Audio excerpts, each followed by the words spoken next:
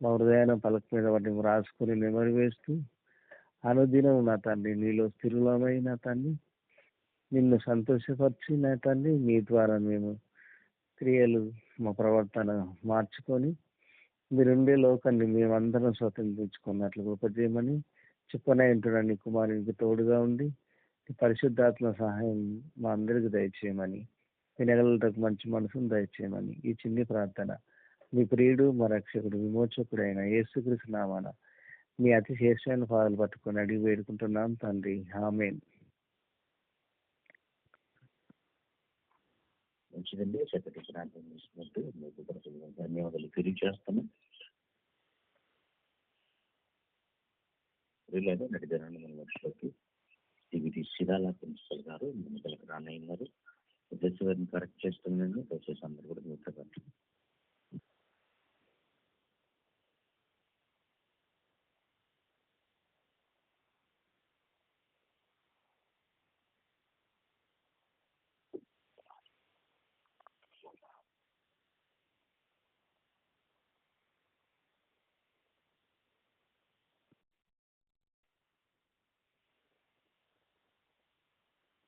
ప్రభులందు పిల్లారా, గడిదినాన్న దేవుడులతో దినారంభం చేయడానికి వీళ్ళకి సిబిటి చిరాల నుంచి రాజకుమార్ గారు వీళ్ళకి రావడం చాలా సంతోషం. వచ్చేసి అందరూ కూడా దేవుని వాక్యాన్ని వినవలసిందిగా మిమ్మల్ని అందరినీ ప్రేమతో కోరుచు ఈ సమయంలో వారికి అప్పగిస్తాను. అక్కడ స్టార్ట్ చేయండి. ఓకే అన్న. మరి దేవుని పిల్లలైన వారందరికీ మన ప్రభు అయిన యేసుక్రీస్తు వారి నామములో వందనాలండి. చిన్న ప్రార్థన చేసుకొని మరి కొద్దిసేపు దేవుని వాక్యాన్ని వాళ్ళు ఆలోచిద్దాము. ప్రార్థన చేసుకుందాం. ముందుగా దయ కలిగిన మా కన్న తండ్రి, కృప కలిగిన ఆయన, మీ పరిశుద్ధమైన నామానికి వందనాలు తండ్రి. నీ బిడ్డలుగా మరొక రోజును మాకు ఆయుష్యం దయచేసి మరి ఉదయకాలంలో నీ మాటలు వినే అవకాశాన్ని మాకు దయచేసినందుకు వందనాలు తండ్రి. నీ బిడ్డలు ఎంతో ఆసక్తితో నీ మాటలుతో వాళ్ళ దినాన్ని ప్రారంభించాలని మరి వాళ్ళకు కలిగిన మనసును బట్టి వందనాలు తండ్రి. వింటున్న ప్రతి మాటను కూడా జాగ్రత్తగా ఆలోచించి వాక్యాన్ని వినటం మాత్రమే కాకుండా ఆచరించే స్థాయికి ఎదుగులాగా సహాయం చేయండి. చెప్పబోతున్న నాకును నీ జ్ఞానాన్ని అందించమని యేసుక్రీస్తు నామములో ప్రార్థన అడిగి వేడుకుంటున్నాను తండ్రి. ఆమేన్. అన్న వినిపిస్తుంది కదా వాయిస్ క్లారిటీగానే?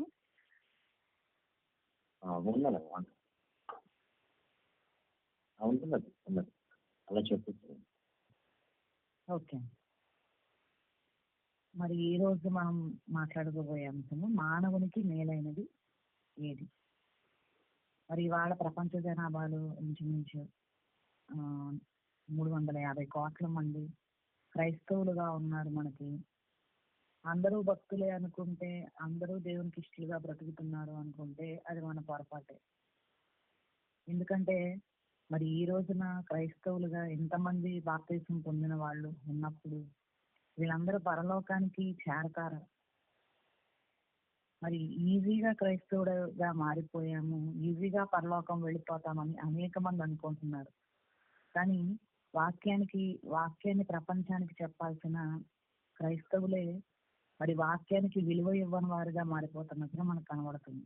ఎందుకంటే చాలా మంది దృష్టిలో మన చేతిలో ఉన్న బైబిల్ కూడా ఒక 100 రూపాయల పుస్తకం లాగే, కేవలము మరి ఆదివారం ఆరాధనకు వెళ్ళేటప్పుడు అలంకరణగా తీసుకెళ్ళేవాళ్ళు కొంతమంది, మరి దేవుడి దగ్గరికి వెళ్తున్నామని తెలియటానికి తీసుకెళ్ళేవాళ్ళు కొంతమంది, దానికి విలువనిచ్చేవారుగా కాకుండా మరి ఏదో కేవలం క్రైస్తవుడికి మరి ప్రతి ఒక్కరి దగ్గర బైబిల్ అనేది ఉండాలి, లేదంటే ఇది మనకు గుర్తింపు అన్నదానిగానే కేవలం వారానికి ఒకసారి మాత్రమే దాని వైపు వెళ్ళటం, లేదంటే దానికోసం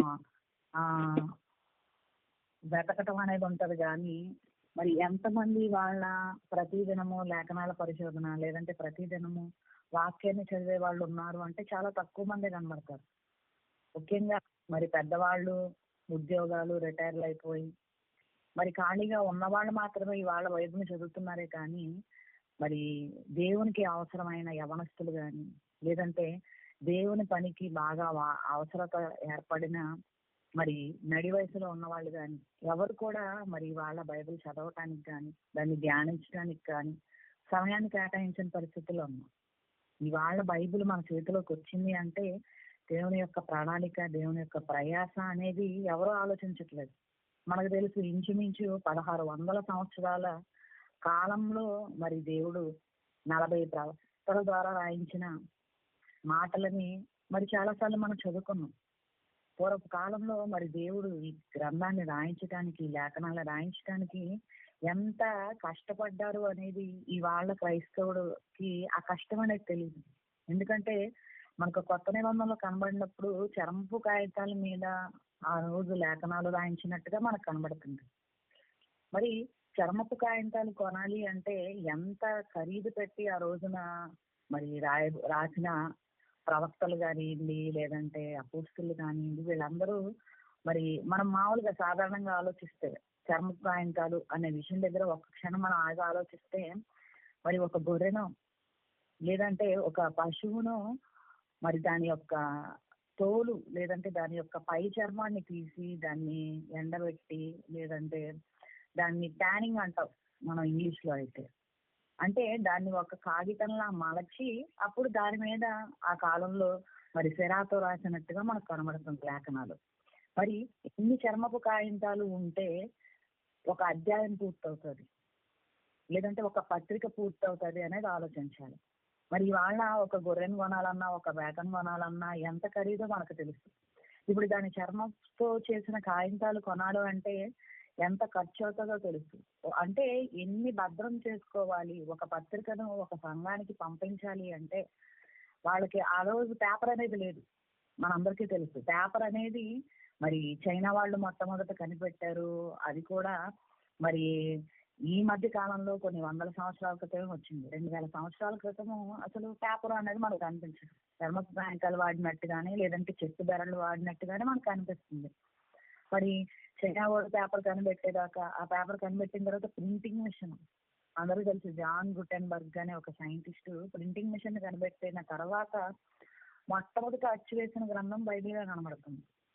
మరి అతని ద్వారా దేవుడు ఈ ప్రపంచానికి మరి బైబిల్ ఒక పుస్తకంలా మలిచి ఇవ్వటానికి దేవుని సంకల్పంలో మరి ఎన్ని లేఖనాలను సేకరించి ఇవాళ 66 పుస్తకాలు కలిగిన బైబిల్ గా మనం చదువుకుంటున్నప్పుడు దీని వెనకాల ఎంత కష్టం ఉందో మరి అతనికి దొరికే వరకు దేవుడు ఆ గ్రంథాలని లేదంటే ఆయా పుస్తకాలను ఎలా భద్రపరిచాడో, ఎంత కష్టంతో మరి ఇతను సేకరించి ఒక పుస్తకంగా మలిచాడు అనేది ఇవాళ ఎవరో ఆలోచించరు ఆ కష్టాన్ని. అయితే మరి మన భారతదేశానికి బ్రిటిష్ వాళ్ళు రావటం, వాళ్ళు బైబిల్ని పరిచయం చేయటం, మరి వాళ్ళ ఎంత అందుబాటులో బైబిల్ మన చేతిలో ఉందంటే 100 రూపాయలకి దొరుకుతుంది. మనం ఎంత ఖరీదు పెడితే అంత ఆ ఖరీదులో మనకు అందుబాటు ధరలో దొరికేదిగా ఉంది. అలాగే మనందరం చదువుకునే భాషలో దొరికేదిగా ఉంది. నిజంగా బైబిల్ తర్జుమా చేయబడింది. వాళ్ళ ప్రపంచ దేశాల్లో ఎన్ని భాషలకైతే లిపి అనేది ఉందో అన్ని భాషల్లో తర్జుమా చేయబడింది. ఇంక ఇవాళ బైబిల్ మోసే అంత బైబిల్ మోయటానికి నామోషిగా ఫీల్ అయ్యే వాళ్ళు ఉన్నారు. అంత టైం లేకుండా బరువు అనుకునే వాళ్ళు ఉన్నారు. ఇవాళ దానికోసం మరి మొబైల్లో బైబిల్ ఉంది, పాకెట్ బైబిల్స్ ఉన్నాయి, లేదంటే హ్యాండ్ బైబిల్స్ అంటే మన చెయ్యంతే చిన్న చిన్న బైబిల్స్ ఉన్నాయి. ఇవాళ ఎవరు కూడా ఎక్కువగా ఇబ్బంది పడకుండా ఫోన్ లో బైబిల్ ఒక యాప్ పెట్టేసుకుంటున్నాము. మనకి ఎక్కడికన్నా రాకుండా దాంట్లో చూసుకుంటున్నాము. ఇలా సరిపోతుంది. ఇవాళ మరి చదువు రాని వాళ్ళ కోసం టాకింగ్ బైబిల్స్ ఉన్నాయి. ఇలా రకరకాలనే ఉన్నాయి.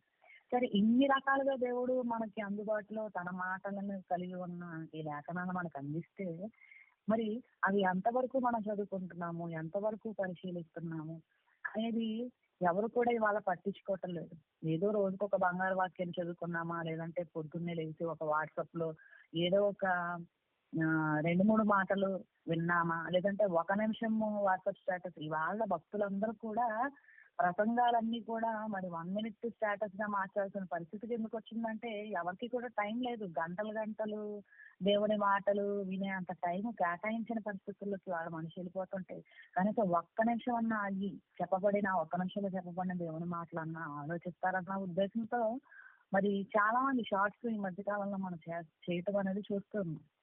అంటే ఇన్ని రకాలుగా దేవుడు మరి కష్టపడి మన కోసం తన మాటల్ని మనకు అందుబాటులో మనకు వచ్చిన భాషలో మన చేతికి ఇస్తే ఇవాళ తల కింద పెట్టుకుంటాము, దిండు కింద పెట్టుకుంటాము, షెల్ఫ్ లో పెట్టుకుంటాము, లేదంటే ఫోన్ లో ఉంటుంది. కానీ హృదయంలో మాత్రం దేవుని మాటలు అనేవి ఎవరికి ఉండట్లేదు.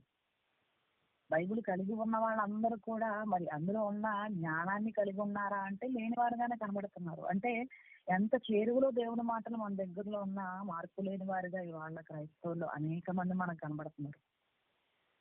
అంటే దేవునితో భక్తిగా ప్రేమతో దేవుని కోసం బ్రతకాలి అన్న ఆలోచన కంటే దేవుడు మాకు ఏ అవసరాలు తీరుస్తాడు, లేదంటే దేవుని వలన మనకి ఏమిటి ఉపయోగం, లేదంటే పూర్తిగా దేవుడు అనే వ్యక్తి మన జీవితంలో లేకపోతే మరీ మనం భయం లేకుండా ఉండతే ఎలాగా, మన అవసరాలు తీర్చేవాడుగా లేదంటే మన విజ్ఞాపనలు చేసేవాడుగా దేవుడు కావాలి అన్నట్టుగా దేవుడిని ఉపయోగించుకునే వాళ్ళగానే ఇవాళ ఇంచుమించు అందరూ తయారవుతున్నారు. కానీ ఆయన మనసు అర్థం చేసుకోవడానికి నేను చదవాలి, అసలు దేవుడు రాయించిన ప్రతి మాటను నేను తెలుసుకోవాలని ఆలోచించే వాళ్ళు చాలా తక్కువ మంది కనబడతారు మనకి.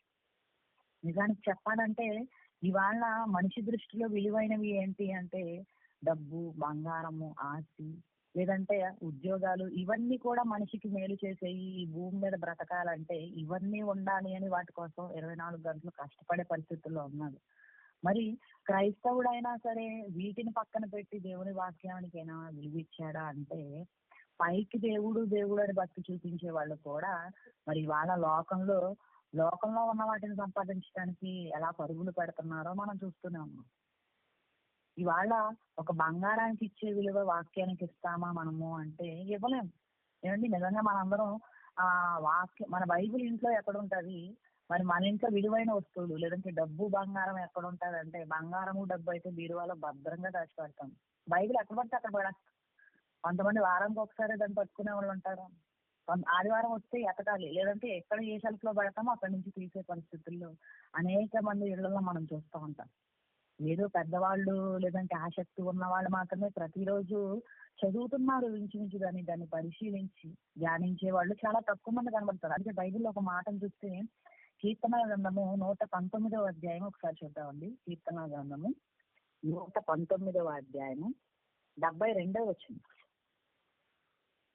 కీర్తనల గ్రంథము 119వ అధ్యాయము 72వ వచనాన్ని ఒకసారి చూసినట్లయితే మనం వేల కొలది వెండి బంగారు నాణెముల కంటే నీవిచ్చిన ధర్మశాస్త్రము నాకు మేలు. ఏంటి ఈ మాటను మనం చూస్తుంటే భక్తుడు ఆయన రాయించిన మాటల్లో వేల కొలది వెండి బంగారు నాణ్యాల కంటే నువ్విచ్చిన ధర్మశాస్త్రమే మేలు అంటున్నాడు. ధర్మశాస్త్రము అంటే వాక్యం. అంటే ఒక వెండి బంగారు నాణ్యాలు ఒక నాణ్యం కాదు, 2 నాణ్యాలు కాదంట, వేల కొలది బంగారు నాణ్యాలు ఒకవైపు పెట్టి ఒకవైపు ధర్మశాస్త్రాన్ని పెడితే ఈ రెండిట్లో నాకు ధర్మశాస్త్రమే మేలు చేస్తుంది, లేదంటే నాకు అదే కావాలి అన్నట్లుగా ఇక్కడ భక్తుడు మాట్లాడుతున్న మాటలు మనకి ఇక్కడ కనబడుతున్నాయి. మరి ఇవాళ బంగారు నాణానికి అంటే బంగారానికి వెండికి ఇచ్చే విలువ ధర్మశాస్త్రానికి నిజంగా మనం ఇచ్చేవాళ్ళం ఉన్నామా? ఈ రెండిట్లో ఏది మేలు చేస్తుందని ఎవరినైనా అడిగితే ఏమంటారంటే లోకంలో ఉన్న బంగారాన్ని సంపాదించుకోవాలి, లేకపోతే ఆస్తులు సంపాదించుకోవాలి, ఇల్లు కట్టుకోవాలి, లేకపోతే కారు కొనుక్కోవాలి, ఇలాంటి ఆలోచనలు ఇవాళ క్రైస్తవులకు కూడా ఉన్నాయే కానీ మరి ధర్మశాస్త్రాన్ని చదవాలి, ధ్యానించాలని లేదు. భక్తుడు తెలుసుకున్నాడు అండి, ఆయన తెలుసుకున్నాడు కాబట్టి దాని విలువ దివారాత్రులు ధ్యానించాడు అని దావీదు గారు మనకు అర్థమవుతుంది. కానీ ఇంత విలువ ఇవాళ మరి మనం ఇవ్వగలుగుతున్నామా లేఖనాలకి అని చూస్తే లేదండి, ఇవాళ అంత విలువ ఇవ్వట్లేదు. ఇవాళ ఏ క్రైస్తవుడు ముందన్నా పెట్టి బైబిల్ కావాలా బంగారం కావాలా అంటే ఏది కావాలని చెప్తారు ఎవరైనా సరే అంటే మనకు వేల కొలది వెండి నాణ్యాలు ఇవ్వాల్సిన అవసరం లేదు. 1 గ్రాము బంగారం ఇస్తామంటే బైబిల్ వదిలేసేవాడు చాలా మంది ఉంటారు. ఒక పూట కూలి మీకు 1000 రూపాయలు ఎక్స్ట్రా ఇస్తాము అంటే ఆ రోజు ప్రార్థనకు మానేసేవాళ్ళు, లేదంటే కూడికలకు అటెండ్ కాని వాళ్ళు చాలా మంది మనకు కనబడతారు క్రైస్తవుల్లోనే. మనము మరి ఇస్కరియోతు యోధా 30 వెండి నాణాలు యేసుక్రీస్తు అని నమ్మేశారని చెప్పుకుంటాము, లేదంటే ఒక పూట భోజనం కోసం యాసావు గారు చేష్టత్వాన్ని కోల్పోయాడని ఉదాహరణలు చెప్పుకుంటాం. కానీ మనము కూడా మరి ఈ రోజు పని ఉంది, లేదంటే ఈ రోజు మన ఇంటికి ఎవరైనా చుట్టాలు వచ్చారు, లేదంటే ఈ రోజున మనకి డ్యూటీ ఉంది అంటే ఆ రోజున ఏమన్నా దేవుని కార్యక్రమాలు ఉంటే వదిలి వెళ్ళిపోవడానికి పెద్దగా ఇబ్బంది ఎవరు పడే పరిస్థితుల్లో ఉండవు. ఎందుకంటే మనకి కావాల్సిన వాటికి మరి ఈ లోకంలో ఉన్న వాటిని సంపాదించుకోవటానికి ఉన్న ఈ పనులకే మనం ఎక్కువ ప్రాధాన్యత ఇస్తున్నాము, విలువిస్తున్నాం. కానీ మరి వేల కొలది వెండి బంగారు నాణ్యాల కంటే కూడా మేలు చేసే ధర్మశాస్త్రాన్ని మాత్రం ఇవాళ పట్టించుకోని పరిస్థితుల్లో ఉన్నాం. అయితే లోకంలో ఉన్న వాటి మీద ఆశ పెట్టుకోవద్దని దేవుడు చెప్పాడు. మరి అయినా సరే ఆ లోకంలో ఉన్న ఆశలు తీరాలి అని దేవుడి దగ్గరికి వచ్చే పరిస్థితులు ఇవాళ అనేక మంది కనబడుతున్నాం ఇవాళ క్రైస్తవులుగా మనం. మరి ఆస్తి, బంగారము, వెండి వీటన్నిటి మంది కంటే కూడా నాకు ధర్మశాస్త్రమే మేలు అని చెప్తాడు. ఇదే 74వ వచనం కూడా చూద్దామండి. కీర్తనల గ్రంథము 119వ అధ్యాయము 74వ వచనం. నీ వాక్యము మీద నేను ఆశ పెట్టుకుని ఉన్నాను. ఏంటి నీ వాక్యం మీద నేను ఆశ పెట్టుకుని ఉన్నాను అని చెప్పి ఇక్కడ భక్తుడు చెప్తున్నాడు. ఆయనకి ఆశ అంతా కూడా దేని మీద ఉందంటే వాక్యం మీదే ఉందని చెప్తున్నాడు. చూడండి, ఈ రోజు ఒక సగటు క్రైస్తవుడు ఆశ అంతా దేని మీద ఉంటుంది అంటే మనకి ఇప్పుడు మనందరం కూడా ఈ క్లాస్ వింటున్నాము, క్లాస్ అయిపోయాక మన పనుల్లోకి వెళ్తాము, లేదంటే మన డ్యూటీల్లోకి వెళ్తాము, మన దినచర్య కార్యక్రమాల్లోకి వెళ్తాము. ప్రతిదీ కూడా మరి ఈ లోకంలో బ్రతకడం కోసం, లోకంలో ఉన్న వాటిని సంపాదించుకోవడం కోసం. మరి ప్రతి మనిషికి నీకు ఏం ఆశ అంటే ఇష్టం, నీకు ఏ ఇష్టము అంటే ఈ లోకంలో ఉన్న ఫలానా చెప్తాడు. ఫలానా రంగు అంటే ఇష్టం, ఫలానా ఆహారం అంటే ఇష్టం, ఫలానా వ్యక్తి అంటే ఇష్టం, ఫలానా ప్రదేశం అంటే ఇష్టం అని చెప్తారు. కానీ మరి దేవుని గురించి మాట్లాడే వాళ్ళు చాలా తక్కువ మంది మనకు కనబడతారు. కానీ ఇవాళ భూమి మీద ఎన్నో సంపదలు అవి దేవుడు పెట్టాడు కాబట్టే ఆ పెట్టిన వాటిలోనే చూసి మనం ఆలోచిస్తాం. ఇవాళ ఏంటి ఒక బంగారం కొనాలని తాపత్రయపడతాము, బట్టలు కొనాలని తాపత్రయపడతాము, ఎన్నో ఎన్నో వాటిని వెతుకుతూ ఉంటాం. ఎక్కడ కొంటే బాగుంటది, ఏది కొంటే బాగుంటది, ఎంతో ఆలోచన చేస్తాం ఏదన్నా మనకు వస్తువు కొనుక్కోవాలంటే. మరి ఇవాళ ఎంత సంపద దేవుడు భూమి మీద పెట్టినా అది చనిపోయే వరకు మాత్రమే మనకు పనికొస్తుంది అన్న విషయాన్ని ఇవాళ మనిషి మర్చిపోతున్నాడు. నాకు లేకపోయినా నాకు అదనంతరం ఉంటది, నా పిల్లలకు ఉంటది అన్న ఆలోచనలు ఇవాళ అదే జాగ్రత్తగా మరి లోకంలో ఉన్న వాటిని సంపాదించాలి అన్న ఆశలో పరుగులు పెడుతున్నాడు. ఈ పరుగులు పెట్టే వాళ్ళు క్రైస్తవుడు కూడా ఉన్నాడు. మరి ఇవాళ ఒక మనిషిని రక్షించేది ఏది అని బైబిల్ చెప్తుందంటే యాకోబు పత్రిక 1వ అధ్యాయం 21లో ఉంటది కదండి. ఆత్మలను రక్షించే శక్తి కలిగిన వాక్యం. ఇవాళ మరి మనిషి అంటే ఆత్మని తెలుసు మనకి. మరి ఈ శరీరం కేవలము నిష్ప్రయోజనము, ఆత్మయే జీవింపజేయుచున్నదన్న విషయం కూడా తెలుసు. మరి ఇవాళ ఆత్మను రక్షించే శక్తి ప్రపంచంలో దేనికి లేదా అంటే దేనికి లేదు. ఈ ప్రపంచంలో ఎన్నో విలువైన వస్తువులు ఉన్నాయి, కానీ ఆత్మను రక్షించే శక్తి వీటికి దేనికి లేదు. అది కేవలము వాక్యానికి మాత్రమే ఉంది అన్న విషయాన్ని మరి దేవుడు ఎప్పుడూ రాయించాడు. ఇది చదువుకుంటున్న క్రైస్తవులు, ఈ విషయం తెలుసుకున్న క్రైస్తవులుగా ఉన్న మనము మరి ఎంతవరకు ఆ విలువను మనం బైబిల్కి ఇస్తున్నాము? బంగారం మేలు చేస్తుందా, బైబిల్ మేలు చేస్తుందా అంటే ఈ లోకంలో బంగారమే ముఖ్యం అనుకుంటాం. కానీ రాబోయే లోకానికి వెళ్ళాలి అంటే, ఆత్మను రక్షించుకోవాలి అంటే ఖచ్చితంగా మరి ధర్మశాస్త్రమే మేలు చేసేదిగా మనకి ఇక్కడ కనబడుతుంది. ఏమండి, ఇవన్నీ కూడా దేవుడు భూమి మీద పెట్టాడు. వాటి కోసం మనల్ని ఆలోచించమన్న ఉద్దేశంతో ఆయన పెట్టలేదు. ఆయనకి అన్నీ ఉన్నాయి. ఇవాళ మనం అంటాం దేవుడు కూడా ఆయనకేంటండి మన బాధలు మనకి, ఈ రోజు దేవుడు నాకు ఏం చేశాడు, నాకు ఏం మేలు చేశాడు అనే క్రైస్తవులు మనకు కనబడతారు. ఎప్పుడు దేవుడు వల్ల మనకి ఏం అవసరత పొందాలి అన్న ఇవాళ అనేక సంఘాలలో ఇదే బోధిస్తున్నాడు. మీరు దేవుడి దగ్గరికి వస్తే మిమ్మల్ని ఆశీర్వదిస్తారు, లేదంటే దీవెనలు వస్తాయి, ఇలాంటి మాటలే చెప్తున్నాడు. కానీ ఇవాళ మరి దావీదు గారు ఈ మాటలు రాస్తూ ఆయనకేమండి, ఆయనకు ఆల్రెడీ వెండి బంగారు నాణాలు వేల కొలది ఉన్నాయి, అవన్నీ ఉంచుకుని ధర్మశాస్త్రం మేలని చెప్పడంలో గొప్ప విషయం ఏముంది, అవన్నీ అనుభవించాడు కదా ఆయన అన్న మాటలు ఇవాళ మనం అనొచ్చు. ఏమండి, ఏమీ లేని ధర్మశాస్త్రం గొప్పది అని కాదు, అవన్నీ అనుభవించి కూడా, అవన్నీ ఉండి కూడా వాటిని పక్కకు పెట్టి దేవుని వాక్యానికి విలువనిచ్చిన భక్తుడుగా మనకు కనబడుతుంది. దివారాత్రులు ధ్యానించాడు అన్న మాట మనకు కనబడుతుంది. పగలంతా చదివాడు కదా బైబుల్ని, పగలంతా ధ్యానించాడు కదా లేఖనాల్ని, రాత్రి కూడా ధ్యానించాలా అంటే ఈ 66 పుస్తకాల ఈ గ్రంథాన్ని మనం ధ్యానించాలంటే మన జీవితకాలం సరిపోదు, టైం ఎక్కువ లేదు. దేవుడిచ్చిన ఆయుష్లోనే దేవుని మాటలన్నీ తెలుసుకోవాలన్న ఉద్దేశంతో దివారాత్రులు ధ్యానించిన వ్యక్తిగా మనకి ఇక్కడ కనబడుతున్నాడు. మరి ఇవాళ యేసుక్రీస్తును నమ్ముకునేది ఆస్తుల కోసం కాదు, సంపద కోసం కాదు, బంగారం కోసం కాదు. మరి నిజంగా యేసుక్రీస్తు వారిని నమ్ముకుంటే మరి యేసుక్రీస్తు వారి దగ్గరికి వస్తే ఇవాళ ఏమి ఇస్తాడు అనేది బైబిల్ చెప్తుందో చూడాలి. ఇవాళ మరి లోకంలో ప్రతి ఒక్కళ్ళు కూడా యేసుని నమ్ముకోండి మీకు రోగాలు పోతాయి, యేసుని నమ్ముకోండి మీ బాధలు పోతాయి, యేసుని నమ్ముకోండి మీ కష్టాలు పోతాయి. ఇవాళ అనేక సాక్ష్యాలు కూడా చెప్తున్నారు సంఘాల్లో. మరి యేసుక్రీస్తు వారు నాకు ఇల్లు కట్టుకోవడానికి సహాయం చేశాడు, యేసుక్రీస్తు వారు నా వ్యాపారం అభివృద్ధి పొందేలాగా సహాయం చేశాడు. మరి ఈ లోకంలో కలిగిన ప్రతిదీ కూడా యేసుక్రీస్తు వారి వల్లనే కలిగింది. కానీ ఆయన ఈ లోకానికి వచ్చిన ఆయన ఏమి ఇవ్వాలనుకున్నాడు, ఇవాళ క్రైస్తవుడు దేవుని దగ్గర ఏం ఆశిస్తున్నాడు అనే మాటను ఒకసారి చూస్తే యోహాను సువార్త 17వ అధ్యాయము 14వ వచనాన్ని ఒకసారి చూద్దామండి. యోహాను సువార్త 17వ అధ్యాయము 14వ వచనం ఏంటి, స్వయంగా యేసుక్రీస్తు వారు మాట్లాడుతూ పలుకుతున్న మాటని ఇక్కడ మనం చూడగలిగితే, ఆయన ఈ లోకానికి వచ్చినప్పుడు మరి ఆ తండ్రితో మాట్లాడుతూ ఆయన ఈ లోకానికి ఎందుకు వచ్చాడు అదొకసారి మరొకసారి జ్ఞాపకం చేసుకుంటూ ఆయన చెప్తున్న మాటలు మనకు చూస్తుంటే చూస్తే 14వ వచనం, వారికి నీ వాక్యం ఇచ్చి ఉన్నాను. ఏంటి, యేసుక్రీస్తు వారు ఈ లోకానికి వచ్చిన తర్వాత ఆ రోజున్న శిష్యులకి ఏమిచ్చి వెళ్ళాను లేదంటే ఏమి ఇవ్వడానికి వచ్చానని ఆయన చెప్తున్నాడు చూడండి. వారికి నీ వాక్యం ఇచ్చి ఉన్నాను తండ్రి అని వాడు అక్కడ తండ్రికి ప్రార్థన చేస్తున్నట్టుగా కనబడుతుంది. అంటే ఏమిచ్చాడు ఆయన ఆ రోజు శిష్యులకి అంటే వాక్యాన్ని ఇచ్చాడు. సంపద ఇవ్వాలనుకుంటే ఇవ్వలేడా యేసుక్రీస్తు వారు శిష్యులకి అంటే ఇవ్వగలడు. కలిగి ఉన్నది ఏది ఆయన లేకుండా కలగలేదు. ఏది ఎక్కడ ఉందో పెట్టిన వాడే ఆయన. ఏంటి, బంగారు గనులు ఎక్కడ ఉన్నాయో తెలుసు, వజ్రాల గనులు ఎక్కడ ఉన్నాయో తెలుసు, సంపద ఎక్కడుందో యేసుక్రీస్తు వారికే తెలుసు. చేసిందే ఆయన ఈ సృష్టిని. మరి అలాంటి పరిస్థితుల్లో ఈ భూమి మీద ఏవి ఎక్కడున్నాయో తెలిసినప్పటికీ ఆ సంపదలన్నీ ఇవ్వకుండా వాక్యాన్ని ఇచ్చాను అని ఆయన ఎందుకు చెప్తున్నాడు అంటే, ఆత్మలను రక్షించే శక్తి ఈ భూమి మీద ఉన్న వేటికి లేదు, కేవలం వాక్యానికి ఉందన్న విషయం ఆయన తెలుసు. అదే విషయాన్ని నేర్పించడానికి ఆయన వచ్చాడు. మరి ఒక చిన్న ఉదాహరణ చూస్తే యేసుక్రీస్తు వారు ఆయన మరి భూమి మీద ఉన్నప్పుడు జరిగిన సంఘటన ఒకసారి చూద్దామండి. మత్తయి సువార్త 17వ అధ్యాయము, మత్తయి సువార్త 17వ అధ్యాయము 24వ వచనం నుంచి ఒకసారి చదువుకున్నామండి. మత్తయి సువార్త 17వ అధ్యాయము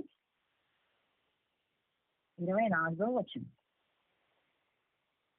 వారు కపెర్నహూమునకు వచ్చినప్పుడు అరశకేలు అను పన్ను వసూలు చేయువారు పేతురు నొద్దకు వచ్చి, నీ బోధకుడు ఈ అరశకేలు చెల్లింపడా అని అడుగగా చెల్లించునెను. అరశకేలు ఆ కాలంలో మరి పన్ను అనేది వసూలు చేసేవాళ్ళు. ఆ ప్రతి వ్యక్తి కూడా అంటే ఆ ప్రాంతంలో జీవించే ప్రతి వ్యక్తి కూడా పన్ను కట్టాలి. మరి ఈ రోజు మనము ఎక్కడైతే ఉంటున్నామో అక్కడ ఇంటి పన్ను కడతాము, లేదంటే వాటర్ ట్యాక్స్ కడతాము, అన్ని విషయాల్లోని వాళ్ళు పన్ను కడుతున్నాం మనం కూడా. అలాగే ఆ కాలంలో అప్పుడున్న ప్రభుత్వంలో పన్ను కట్టే పరిస్థితులు లేదు. పన్ను ఎంత అంటే అరశకేలు అని చెప్తున్నాడు. సపోజ్ మనకు అర్థమయ్యేలా తీసుకోవాలంటే, సపోజ్ మనకి ప్రామాణిక కొలత ఏంటంటే రూపాయి. ఇప్పుడు రూపాయలు సగం ఎంత అంటే ₹1 అంటాము. వాళ్ళకి అక్కడ కొలతగా షెకేలు అని ఉపయోగించారు. అయితే ప్రతి వ్యక్తి కట్టాల్సిన పన్ను ఎంత అంటే అరశకేలు. అందులో సగం కడితే చాలు. ఒక మనిషి అరశకేలు పన్ను కట్టాలి. వచ్చారు వాళ్ళు అడుగుతున్నారు, నీ బోధకుడు ఈ అరశకేలు చెల్లింపడా అని అడుగగా పేతురు గారిని అడిగారు. ఆయన మరి పన్ను కట్టాలి కదా, మరి మీ బోధకుడు చెల్లిస్తాడా లేదా పన్ను, ఆయన తరపున అరశకేలు చెల్లించాడా ఆయన అని అడుగుతున్నప్పుడు 25వ వచనం చూద్దామండి. పేతురు గారు ఇంటిలోకి వచ్చి మాటలాడక మునిపే యేసు ఆ సంగతి ఎత్తి, సీమోను నీకేమి తోచుచున్నది, భూరాజులు సుంకమును పన్నును ఎవరి యొద్ద వసూలు చేయుదురు, కుమారుల యొద్దనా అన్యుల యొద్దనా అని అడిగాను. అతడు అన్యుల యొద్దనే అని చెప్పగా యేసుక్రీస్తు వారు, అలాగైతే కుమారులు స్వతంత్రులే. ఏమండి, ఈ పన్ను గురించి మాట్లాడుతూ యేసుక్రీస్తు వారు చివరిగా ఒక మాట అంటున్నాడు. మామూలుగా అయితే అన్యుల దగ్గర నుంచి వసూలు చేయాలి. మరి మనం ఇక్కడ యూదా గోత్రంలో పుట్టినా లేదంటే యూదులుగా ఉన్న కుమారులు అయినప్పటికీ కూడా మనం కట్టాల్సి వస్తుంది. అయినా పర్వాలేదని చెప్పి ఏమని చెప్తున్నాడు చూడండి. 27వ వచనం చూస్తే మత్తయి సువార్త 17వ అధ్యాయం 27వ వచనం, అయినను మనము వారికి అభ్యంతరము కలగజేయకుండునట్లు నీవు సముద్రమునకు పోయి గాలము వేసి మొదట పైకి వచ్చు చేపను పట్టుకొని దాని నోరు తెరచిన ఎడల 1 షెకెలు దొరుకును. దానిని తీసుకుని నా కొరకు నీ కొరకు వాడికి ఇమ్మని అతనితో చెప్పాను. ఏంటి పేతురు గారికి యేసుక్రీస్తు వారు అప్పగిస్తున్న పని చూస్తుంటే మరి వాళ్ళకి మనం అభ్యంతరం కలగజేయకూడదు కాబట్టి, మరి ప్రభుత్వ అధికారులకి మనము లోబడి ఉండాలి, లేదంటే వాళ్ళని మనం గౌరవించాలి కాబట్టి అభ్యంతరం కలగ చేయకుండా నిమిత్తం నువ్వు ఏం చేస్తావు అంటే వెళ్ళి వల వేయి, లేదంటే గేలం వేసి ఒక చేపను పట్టమన్నాడు. ఏ చేపనైతే నువ్వు పడతావో ఆ చేప నోటలో 1 షెకెలు దొరుకుతుంది అని చెప్తున్నాడు. నీ కోసం ఒక 1/2 షెకెలు, నా కోసం ఒక 1/2 షెకెలు, ఇద్దరి కోసం వాళ్ళకి పన్ను చెల్లించేయి అని చెప్పి పేతురు గారు చెప్తున్నాడు. మనం ఇక్కడ ఈ ఉదాహరణ ఎందుకు మాట్లాడుకున్నామంటే, ఏ చేప కడుపులో 1/2 షెకెలు ఉందో ఆయనకు తెలుసు. ఎక్కడ చేపలు విస్తారంగా ఎటువైపు వల వేస్తే చేపలు పడతాయో ఆయనకు తెలుసు. బంగారపు గనులు ఎక్కడ ఉన్నాయో తెలుసు, వజ్రాల గనులు ఎక్కడ ఉన్నాయో తెలుసు, ఎక్కడ తవ్వితే మరి పెట్రోల్ బావులు దొరుకుతాయో తెలుసు. ఇవన్నీ సంపదలన్నీ కూడా పెట్టింది ఆయనే కాబట్టి ఏది ఎక్కడుందో తెలుసు. ఇవన్నీ తెలిసినప్పటికి కూడా మరి ఏ శిష్యుడికి కూడా, లేదంటే ఏ అనుసరుడికి కూడా ఆయన పలానా చోటకి వెళ్ళి నువ్వు పలానాది సంపాదించుకో అక్కడ నీకు ఇది దొరుకుతుంది, లేదంటే అక్కడికి వెళ్ళి నువ్వు బంగారం తవ్వుకో, ఇక్కడికి వెళ్ళి వజ్రాలు తవ్వుకొని వాళ్ళకి ఎందుకు చెప్పలేదు. కేవలం ఇవేమి ఇవ్వకుండా వాక్యాన్ని ఇచ్చాను అని ఇక్కడ యేసుక్రీస్తు వారు చెప్పడంలో ఉద్దేశం ఏంటంటే, ఇవన్నీ ఉన్నా లేకపోయినా భూమి మీద నువ్వు బ్రతికేస్తావు, కానీ మరొక లోకంలో నువ్వు బ్రతకాలి అంటే కేవలం వాక్యం మాత్రమే నిన్ను ఆ లోకానికి తీసుకెళ్ళగలుగుతుంది. నీ ఆత్మను రక్షించేది వాక్యమే అన్న విషయాన్ని మరి అక్కడ యేసుక్రీస్తు వారికి వాళ్ళకి చెప్తున్న, పరిచయం చేస్తూ మరి వాళ్ళకి బోధిస్తున్న సంఘటన అనేది మనకి ఇక్కడ కనబడుతుంది. అంటే సంపదలు ఇవ్వగలిగిన ఆయనే అన్ని విడిచిపెట్టి వచ్చేయమని అడిగాడు. ఏంటి పేతురు గారు కానీ, లేక ఆంధ్రయ్య గారు కానీ, శిష్యులందరూ కూడా సమస్తమును విడిచిపెట్టి మిమ్మల్ని వెంబడించాం కదా ప్రభు అని అంటున్నారు. వాళ్ళకు ఉన్నది బోటే కావచ్చు, వలలే కావచ్చు, వాళ్ళ కుటుంబాలే కావచ్చు. యేసుక్రీస్తు వారు పిలవగానే అన్ని విడిచిపెట్టి వచ్చారు. పైగా మరి విడిచిపెట్టి వచ్చిన వాళ్ళు ఇంకేం కోరికలు కోరుకుంటారు? వాళ్ళు యేసుక్రీస్తు వారి దగ్గర ఉన్నవే విడిచిపెట్టి వచ్చారు, వాటికంటే ఆయన మాటలే వినాలి అని. అయితే మరి ఒక యవనస్తుడు వచ్చినప్పుడు కూడా నాకేం కొదువుగా ఉంది ధర్మశాస్త్రం, నేను నిత్య జీవాన్ని పొందానంటే నాకేం కొదువుగా ఉంది ప్రభువా అని వచ్చి అడిగినప్పుడు అతనికి అన్నీ ఉన్నాయి. నేను చిన్ననాటి నుంచే ఆజ్ఞలన్నీ పాటిస్తున్నానని చెప్పాడు. ఇంకా నాకేం కొదువు ఉంది, నిత్య జీవానికి వెళ్తాను అంటే నిజంగా నిత్య జీవానికి వెళ్ళటానికి వెతుక్కుని వచ్చాడు బోధకుడి దగ్గర కంటే మనకు అదే సంఘటన కనబడుతుంది. అలాగే మరి అలాంటిది ఇప్పుడు నాకు ఏంటి ఆ లోపం అంటే వెంటనే చెప్పాడు. ఒకే ఒకటి ఉంది నీలో లోపము, నీకున్న ఆస్తి అంతా అమ్మేసి బీదలకు పనిచేసి నన్ను వెంబడించి అన్నాడు.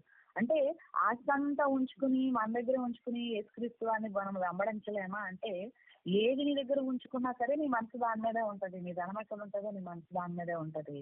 కాబట్టి నువ్వు నన్ను వెంబడించాలి అంటే దేని మీద ఆశ పెట్టకుండా అన్ని వదిలేసి నన్ను ఆ దగ్గరికి ఫ్రీగా రాగలిగితే నన్ను వెంబడించగలుగుతావు, నేను చెప్పే పని చేయగలుగుతావు అన్న ఉద్దేశంతో ఆయన చెప్పాడు.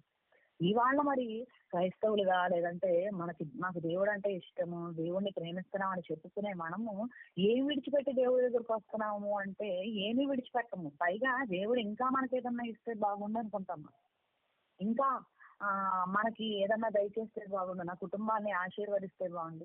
మరి వాళ్ళ ఎంతో మంది అబ్రహామును ఆశీర్వదించిన దేవుడు నన్ను కూడా ఆశీర్వదిస్తే బాగుండు, దావీదును ఆశీర్వదించిన దేవుడు నన్ను ఆశీర్వదిస్తే బాగుండు అని అనేక మంది కోరుకుంటూ ఉంటారు. ఇవాళ నిజంగా మరి విలువైనది ఏదో అదే ఇచ్చాడు. ఏమండి మనం ఉదాహరణ తీసుకుంటే అప్పుడప్పుడు మరి మనకి చుట్టాలు కానీ ఫ్రెండ్స్ కానీ ఫారెన్ వెళ్తా ఉంటారు, లేదంటే అమెరికాలో ఉండే వాళ్ళు ఉంటారు మనకి ఫ్రెండ్స్, కువైట్ లో ఉండే వాళ్ళు ఇంచుమించు ఉంటారు. వాళ్ళు వచ్చేటప్పుడు అంటే మన ఇంట్లో వాళ్ళు మన చుట్టాలు అయితే మరి అక్కడి నుంచి వచ్చేటప్పుడు ఎలాగో వస్తున్నారు కాబట్టి దూర దేశం నుంచి అక్కడ వస్తువులు ఇక్కడ ఉన్న వాళ్ళ కోసం, బంధువుల కోసం, ఇంట్లో వాళ్ళ కోసం తీసుకొస్తా ఉంటారు. అప్పుడు నీకేం టైం వచ్చేటప్పుడు ఎక్స్పెక్ట్ చేస్తాం ఆటోమేటిక్గా. మన ఇంట్లో వాళ్ళు ఎవరైనా అమెరికా వెళ్ళారనుకోండి, అక్కడి నుంచి ఏదో తీసుకొస్తాడు మనోడు అని ఎక్స్పెక్ట్ చేస్తాం మనం ఆటోమేటిక్గా. వాళ్ళు అంటే మనకెక్కడ దొరకని వస్తువులు అక్కడ దొరికే వస్తువులు, ఇవాళ రకరకాల వస్తువులు అనేవి తీసుకొస్తే బాగుండని మనము అనుకుంటాము. మనం తేవాలి అనుకున్నప్పుడు పలానా ఊరు నుంచి మాకు ఇదిగో ఇది తీసుకొచ్చారని ఎంతో ఆశపడతాము, చాలా సంతోషపడతాం వాళ్ళు అలా తెచ్చినప్పుడు. మరి ఒక దేశానికి వెళ్ళిన వ్యక్తి, లేదంటే ఒక ప్రాంతానికి వెళ్ళిన వ్యక్తి, హైదరాబాద్ వెళ్ళాను, బెంగళూరు వెళ్ళాను, ఢిల్లీ నుంచి ఏం తెచ్చావు నాకు, లేదంటే హైదరాబాద్ వెళ్ళావు ఏం తెచ్చావు, బెంగళూరు వెళ్ళావు ఏం తెచ్చావు ఎక్కడికన్నా వెళ్తే అక్కడ స్పెషాలిటీ ఏంటి, లేదంటే అక్కడ మనకి బాగా దొరికే వస్తువులు ఏంటి, అవి తెస్తే బాగుండని మనం కూడా కోరుకుంటాం. మన ఇంట్లో వాళ్ళు అయితే చెప్తాం కూడా, అక్కడ పలానా చోట పలానా దొరుకుతుంది, మన కోసం తీసుకురండి అని. అయితే ఒక దేశం నుంచి ఒక దేశానికి వెళ్తే, ఒక రాష్ట్రం నుంచి మరొక రాష్ట్రానికి వెళ్తేనే మరి విలువైన వస్తువులు తీసుకొస్తే బాగుండు అన్న ఆలోచన మనకు ఉన్నప్పుడు, ఒక లోకం నుంచి ఆయన ఈ లోకానికి వచ్చాడండి. పరలోకాన్ని నుంచి భూలోకానికి వచ్చిన ఆయన వీటన్నిటికంటే విలువైన దాన్ని తీసుకొచ్చాడు. అదే చెప్తున్నాడు ఆయన. ఏమంటున్నాడంటే, నేను వారికి నీ వాక్యం ఇచ్చి ఉన్నాను. ఏంటి, బంగారాన్ని ఇవ్వడానికి రాలేదు, వెండిని ఇవ్వడానికి రాలేదు, సంపదలు ఇవ్వడానికి రాలేదు, ఆస్తులు ఇవ్వడానికి రాలేదంటే ఏం ఇవ్వడానికి వచ్చానని చెప్తాడు చూడండి. వాక్యాన్ని. అంటే వీటన్నిటికంటే విలువైనది వాక్యం అన్న విషయం ఆయనకి తెలుసు. ఇది ఆత్మను రక్షించేది అన్న విషయం తెలుసు, మనకే అర్థం కావట్లేదు. కానీ మరి కీర్తన గ్రంథంలో కీర్తనకారుడు ఎప్పుడు అర్థం చేసుకున్నాడు, వేల కొలది వెండి బంగారు నాణేల కంటే నువ్వు ఇచ్చిన ధర్మశాస్త్రమే నాకు మేలు. ఇవన్నీ ఉన్నా లేకపోయినా నీ ధర్మశాస్త్రమే నన్ను రక్షించగలగదని ఆయన నమ్మినట్టుగా మనకు కనబడుతుంది. ఏంటి, వాక్యాన్ని నమ్మితే, లేదంటే యేసుక్రీస్తుని నమ్మితే యేసుక్రీస్తు దగ్గర అన్ని దొరుకుతాయని ఆశించేవాళ్ళు వాళ్ళు ఉన్నారు. కానీ లోకంలో ఉన్న దానికంటే కూడా విలువైనది వాక్యం. కాబట్టి విలువైనదే యేసుక్రీస్తు వారు ఆనాడు ఈ లోకానికి వచ్చి ఇచ్చినట్టుగా మనకు కనబడుతుంది అనమాట. ఏంటి, ఆ వాక్యాన్ని కలిగి ఉన్న మనము ఈ ప్రపంచంలో ఉన్న అందరికంటే ధనవంతులు. నిజంగా ఇవాళ మీరు ఆసక్తితో ఉదయాన్నే ప్రతిరోజు దేవుని లేఖనాలు వినాలి, దేవుని మాటతో మా రోజును ప్రారంభించాలి అని అనుకుంటున్నారంటే మరి దేవుని వాక్యాన్ని కలిగి ఉన్న ధనవంతులుగా మనం కనబడుతున్నాం. ఏంటి, ఆ రోజు ధనవంతుడికి కూడా మరి నెమ్మది పొందే స్థలానికి వెళ్ళలేని పరిస్థితుల్లోకి వెళ్ళిపోయాడు. ఎంత ధనమున్నా, ఎన్ని ఆస్తులున్నా మరి అలాంటి పరిస్థితుల నుంచి వెళ్ళిపోయినట్టు కనబడుతుంది. ఇవాళ మనకు అవన్నీ లేకపోయినా దేవుని వాక్యమే మనల్ని ధనవంతులు చేస్తుందన్న విషయాన్ని మరి యేసుక్రీస్తు వారు కూడా అన్నట్టు కనబడుతుంది. మరి అలాంటి వాక్యము దగ్గరికి మనం వచ్చినప్పుడు, అలాంటి వాక్యాన్ని మనం వింటున్నప్పుడు అనాలోచనగాను, అనాశక్తిగాను, ఆ ఎదుటోళ్ళు ఏమనుకుంటారో అని వాక్యం దగ్గరికి రావటము, విని విననట్టుగాను, లేదంటే ఫోన్లు చూసుకుంటూ వినటం, లేదంటే ఏమంటారంటే ఎక్కడో మనసు పెట్టుకొని ఇక్కడ దేవుని సన్నిధానంలో దేవుని మందిరంలో కూర్చోవటం అనేది కరెక్ట్ పద్ధతి కాదు. నిజంగా ఇవాళ మనం ఏ ఆరాధన ఆదివారం చూసినా చూడండి, ఎవరో కొద్ది మంది మాత్రమే బైబిల్ తీసి, ఎవరో కొద్ది మంది మాత్రమే ఆ రెఫరెన్స్లు రాసుకుని చదువుకునే వాళ్ళు ఉంటారు. వెనకాల కూర్చునే వాళ్ళు ఎవరు కొంతమంది అసలు ఓపెనే చేయరు, ఆ ముందున్న వాళ్ళు చదువుకుంటారు కదా అని. కొన్ని ఎంతమంది చెప్పబడిన వాక్యాన్ని ఇంటికి వెళ్ళి మరొకసారి నెమరు వేసుకుంటారు అంటే అతి కొద్ది మందే మనకి ఇక్కడ కనబడతారు. కానీ దేవుడు ఏం కోరుకుంటున్నాడంటే ఒక మానవుడి దగ్గర నుంచి. తిమోతి గారికి రాసిన మొదటి పత్రిక 2వ అధ్యాయము 4వ వచనాన్ని ఒకసారి చూద్దామండి. తిమోతి గారికి రాసిన మొదటి పత్రిక, పౌలు తిమోతి గారికి రాస్తూ మొదటి పత్రిక అండి 2వ అధ్యాయము 4వ వచనాన్ని ఒకసారి చూద్దాం.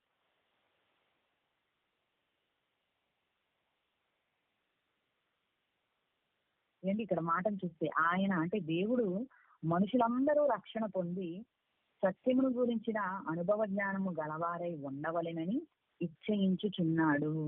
ఏంటి, దేవుడు మనిషి దగ్గర నుంచి ఏం ఎక్స్పెక్ట్ చేస్తున్నాడు, ఏం కోరుకుంటున్నాడు అనేది అంటే మనుషులందరూ ఏంటి, భూమి మీద ఎంతమందిని అయితే దేవుడు పుట్టిస్తున్నాడు వాళ్ళందరూ రక్షణ పొందితే సరిపోతుంది, మేము బాప్తిసం పొందాము అంటే రక్షణలోకి వచ్చేసాము సరిపోతుంది అని అనుకుంటున్నారు చాలా మంది. కానీ రక్షణ పొందిన తన పిల్లలు ఎలా ఉండాలంటున్నాడండి, అనుభవ జ్ఞానము కలిగిన, సత్యమును గూర్చిన అనుభవ జ్ఞానము కలవారై ఉండవలెనని ఇచ్చించుచున్నాడు. అంటే సత్యం గూర్చిన అనుభవ జ్ఞానం ఉండాలా ప్రతి మనిషికి, ప్రతి క్రైస్తవుడికి ఉండాలా అంటే ఖచ్చితంగా ఉండాలి. సత్యము అంటే వాక్యం మనకు తెలిసిందే. మరి సత్యమును గురించిన అనుభవ జ్ఞానము అంటే ఏంటి, ఈ ప్రతి వారము లేదంటే ప్రతిరోజు మీకు చెప్తున్న ప్రతి దైవజనుడు వాక్యాన్ని మీకు చెప్తున్నప్పుడు మనం వింటే మనకు వచ్చేది జ్ఞానం.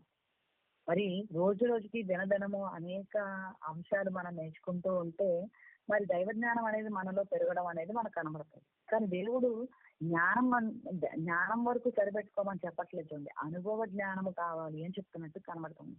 అంటే నువ్వు బాప్తిస్మం పొందిన తర్వాత అనుభవ జ్ఞానాన్ని సంపాదించుకోవటానికి అన్ని విధాలుగా మరి సిద్ధపడి ఉండాలి. అనుభవ జ్ఞానాన్ని సంపాదించుకున్న వాళ్ళుగా కావాలని దేవుడు కోరుతున్నాడు. ఏంటి, వింటే వచ్చేది జ్ఞానము. ఆ విన్న జ్ఞానాన్ని ఇతరులకు చెప్పేటప్పుడు లేదంటే ఇతరులకు ప్రకటించేటప్పుడు నీకు ఎదురయ్యే అనుభవాలతో నీకు అనుభవ జ్ఞానం అనేది వస్తుంది. అలాంటి అనుభవ జ్ఞానం, అది కూడా సత్య విషయంలో అనుభవ జ్ఞానం. ఏంటి, లోకంలో ఎన్నో అనుభవాలు ఉంటాయి.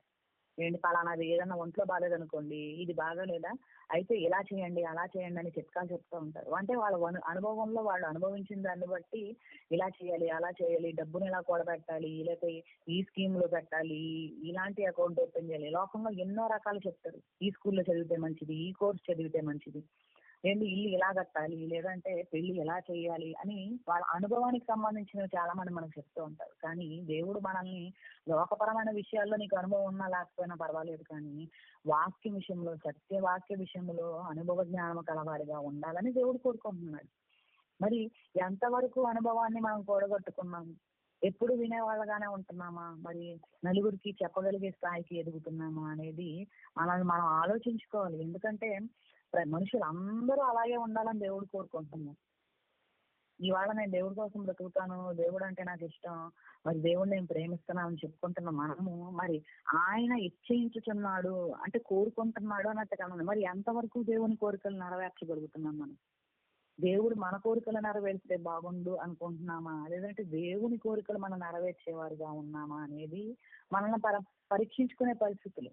ఏంటి ఎజ్రా గ్రంథం 7వ అధ్యాయము 10వ వచనం కూడా ఒకసారి చూద్దామండి. ఎజ్రా గ్రంథము 7వ అధ్యాయము 10వ వచనాన్ని ఒకసారి చూద్దాం.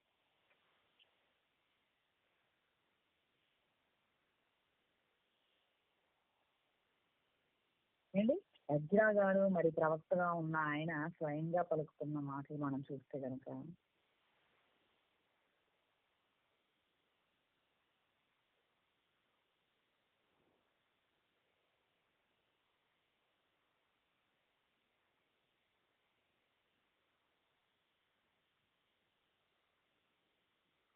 ఎజ్రా యెహోవా ధర్మశాస్త్రమును పరిశోధించి దాని చొప్పున నడుచుకున్నటకును, ఇశ్రాయేలీలకు దాని కట్టడలను విధులను నేర్పుటకును దృఢ నిశ్చయము చేసుకొనెను.